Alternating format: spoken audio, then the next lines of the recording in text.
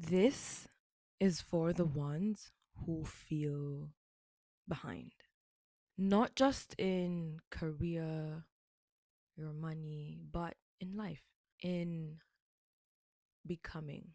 For those who feel like everyone else seems to have gotten the manual, and either you have the manual and it's in a language you cannot understand, or you just didn't get it and you're just stuck on this loading screen, this loop of constantly trying to figure it out and not being able to get to the other side.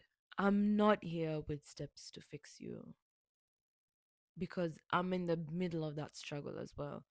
I am here so we can have an open space and an open conversation about, the different struggles that we could be facing and helping each other out.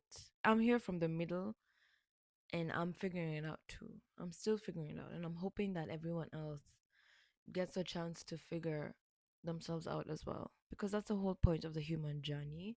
It's taking the steps, right, from moving from point A to B, B to C, until you get to your desired destination, if that's even a thing, right? But anyway, until you get to whatever outcome you would have wanted, that's growth. I want to be in that journey with all of you in that growth. I learn from you and you learn from me. I was watching a video of this guy, Cat Williams, and he was talking about how all the, really cool autobiographies of people that we read, biographies of people that we read that, conquered one thing to the next one. Everything you've gone through in your life and have overcome is the same thing that they went through, right? Like the roots are the same. Self-doubt, not knowing how to express yourself, lack of confidence, anxiety, and they managed to go through those steps to get where they are. So that's exactly where you are. Yeah, you're just those steps that you've seen being written in those books, and people coming out and saying how they went from this and they struggled with this and now they're here. That's where you are. That's where I am. And I'm trying to get to the other side. Yeah. I'm not trying to rush it. I'm trying to take my own journey to get to whatever outcomes that I have set for myself. And I'm hoping that this can be the same thing for you as well. And this is a conversation on feeling stuck. And how do we feel stuck? How do we know we're stuck? What tells you, damn, I'm stuck? It's because, right, you look around and you're seeing other people moving and you look at your feet and it's like you can't even take your body is not functioning. Imagine a scenario like that, right? Where everyone's moving and walking ahead, and at some point you might have been moving with these people, the same people, same steps, and suddenly it's like you're having a conversation and you stop, your body just stops and they keep moving, right? And so you feel so far left behind. You guys could keep chatting, but as I'm moving and I'm chatting and I'm stuck, this is me, the microphone, and this is a person who's moving, and I'm stuck. At some point, I can't hear what they're saying. At some point, I can't relate to what they're saying. At some point, they're able to, because of the distance, yeah, they're able to see something that I can't see from here, but from where they've reached, they're able to see even farther. And like, hey, look, can you? And I'm like, boy, I'm even struggling to see where you're at, right? And that's how, and you look down and you're like, damn, why am I not moving? And kind of feels like beyond yourself. Like there's like you genuinely do want to move, but you're not moving as fast or as quickly as, the people maybe you once moved at the same pace with. Sometimes these emotions and feelings of comparison really come out. Like they can be so debilitating. They can consume my entire existence at that moment. And I want us to talk about it. I want us to share, that yes, hey, I'm a human being and I struggle with comparison. It's completely normal, it's completely human. I find that comparison happens when I fail. So I'm tracking back like my thought process, and usually my comparison happens when I wanted to achieve something and then said thing does not happen. Yeah. And I become hyper aware of all the things that maybe I have wanted to achieve before, and the outcome did not shape up to what I wanted. And I start looking around, either, usually we'd go to social media to find that comforting space. And I put comforting in quotes because, yeah, you're going to social media so that you can kind of distract yourself from the feelings of failure that you're feeling, the depreciating thoughts, because they can be exhausting, right? And so you need a distraction. Everyone has a distraction. For some people, it's extremes to the point where it leads to addiction. But everyone has a distraction that they go to, right? Oh, my little guy fell. And so you go on social media. Imagine this, right? You have failed at something. You're like, your subconscious is like, okay, I don't want to feel what I'm feeling. So what do? I'll open my social media, scroll until my eyes feel really groggy and exhausted and tired, and I feel just bad and sometimes physically ill. And then I can, sleep and wake up the next day. And hopefully have a better mindset. But what that does for me is, social media is fun, but it's empty. Yeah. TikTok is fun, but it's empty. It's dopamine inducing, but it's empty. There's no meaning behind um the reward that I'm getting. So I'm actually not the distraction, yes, is a distraction in the sense that I'm not thinking about the things that could be bringing me down, but I'm not working on myself. And by working on, I don't mean that you're a self-improvement project. No, that's what I mean. It just means, facing what basically I'm afraid of facing what I have inside, and then I go out there to distract myself when I feel and I believe that if I chose to sit down with the emotions and the feelings that I'm feeling, then I can be able to get something good out of it, to consciously sit down with what I'm feeling. But anyway, let's say I failed at something, I didn't get what I wanted to get, I go to social media.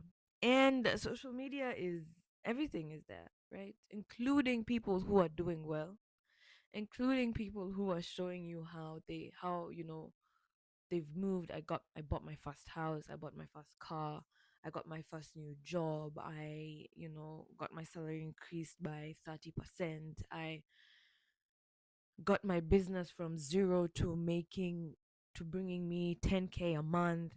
And you're just like, hello,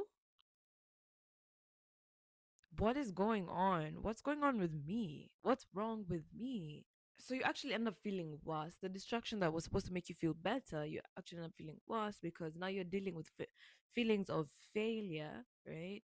With the reality of that I have failed in this thing, and also the reality that I've not only failed, but other people are doing better at life than I am. So you've added a problem to another problem.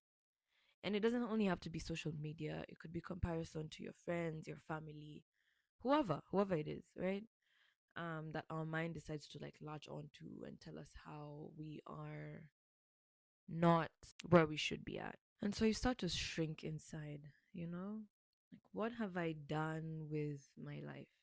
Even when I know better, right? Even when I know that social media is not the full story, even when I know that person in real life and maybe this person has shared their own struggles with me. Basically, what I'm trying to say is, I know that this person isn't perfect the same way that I am not perfect, but the mind still has a way to play these, very devious games that make me feel low. And the thoughts come and they come so rapidly, and just these unstoppable self-depreciating thoughts of, I'm wasting my potential, I'm failing because I'm not consistent enough, I'll never be able to catch up, I'll just never be able to amount to what these people are amounting to. Or maybe I'm just not built for this world. That genuinely does feel right now that people have gotten the manual that I don't have.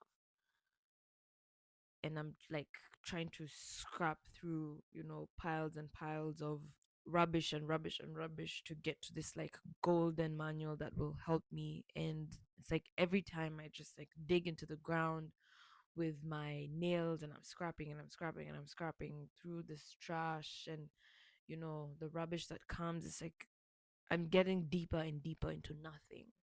And that spiral, it's very familiar. It's not loud, it's slow, it's heavy, and it's sticky. It clings onto you. And some of us get caught in it more easily than others. Some of us process things in spiral, in seasons, in bursts. And the world doesn't necessarily always make room for that. So, how do I do that shift? How do I ease out of that loop? I will say that, it's something that I'm trying and I'm hoping that you could also try. It's trial and error here on this page. We find something that works, we try and be consistent with it. If it doesn't, we drop it and we look for something else. No shame in that. The first thing I do is pause the panic. I'm not trying to fix it, I'm not trying to push it. I just pause and I notice what I'm feeling. I give a name to this feeling. I notice my thoughts. I see the trend of these thoughts. So what will happen is I'll complain to myself that you're not good enough, you're not smart enough, you're not as smart as these other people. Basically, what my mind is trying to figure out is how do I catch up? And so I tell myself I don't need to catch up. And I start phrasing the question now to be, what do I need right now? Usually it's gentleness, something that makes me want to come back to myself. It could be watching a movie, it could be taking a walk outside, it could be calling, a friend, your partner, your family members. Could be sunlight, it could be assuring myself of my safety or just slowness, It could be I don't feel like I'm able to do anything um outside of myself right now, but I want to be slow in taking care of myself. Maybe I haven't showered all day. I'm like, okay, right now would be a good time to take a shower and kind of wash off all those thoughts away. There's a way water works, by the way, that once you get in and get out, you kind of feel refreshed and renewed. And I try to remind myself that you're not behind. You're alive. You're learning. And my timing isn't broken. It's just not binary. It's my timing. And it's going to take different routes. It's going to move from A to B to C to F to G to back to A.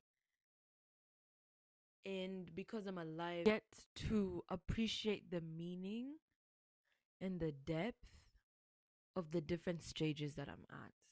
It doesn't mean that I have to enjoy them, but I'm appreciating what they're doing for me, the lessons that I'm learning, the values that I'm gaining. And then I start to notice the small things. Did I, with everything that has happened, am I breathing right now currently? Did I speak kindly to someone or at least try and speak kindly to myself?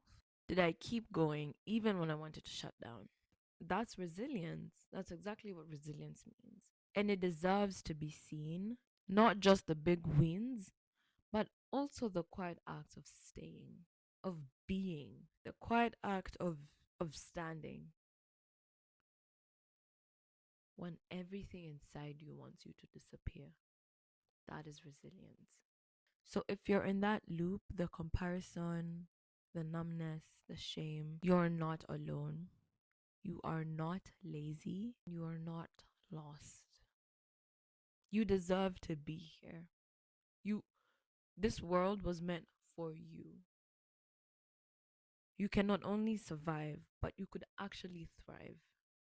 In a world where your experiences have shown you that maybe you don't belong or you don't fit in or this isn't just for you, I'm telling you that it's actually saying, no, you do need to be here. You are here. You are living and you are learning. Honestly, it could be just being tired. What's the remedy for being tired? It's rest. You move at a pace that the world doesn't track, and that doesn't make you wrong. It just makes you different. There's absolutely nothing wrong with being different. I love diversity. Everything on this planet is diverse, from our flowers to our trees to the soil on the ground to our clouds. Nothing is exactly the same. Because of this, and the ecosystem is able to thrive, you're not falling behind, you're becoming yourself. In a world that rewards the people who wear a mask, I think you're achieving the greatest reward, which is being authentically yourself. And if this landed somewhere in your heart, you're so welcome to stay with me. Not because I have it all figured out and I have it all together and I have my plan of 10, 20 years, 5 years. No. But because I'm still here, still soft, and still trying. And guess what? So are you. Well, thank you for watching this YouTube video. I really hope this spoke to someone. I'm sure as hell no, it spoke to me. I'm just here to share the tips that I have learned. It's all very personal. If it resonates with you, then we can walk this journey together. Thank you so much for watching and for staying. I hope whenever you are doing something or you're comparing yourself to someone, I'm hoping the thoughts in this video can play back in your mind and you're able to come back to yourself. Remember, it's your journey, not our journey. It's your journey. You've never been the person that you are. Because of that, you get to set the pace of what works and what doesn't, who you want to become, because it's your journey. Your uniqueness creates your story. So own it, be about it. Thanks for watching. Bye.